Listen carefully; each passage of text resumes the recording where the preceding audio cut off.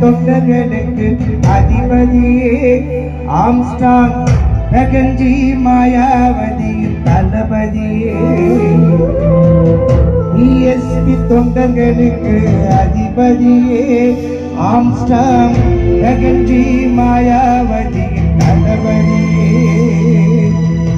கண்களுக்கு காட்சி தரும் ஓவியமே ஆம்ஸ்டாங் காலத்தால் அழியாத காரியமே நீதி கெட்டு வீதியில போராட்டம் செஞ்சவரே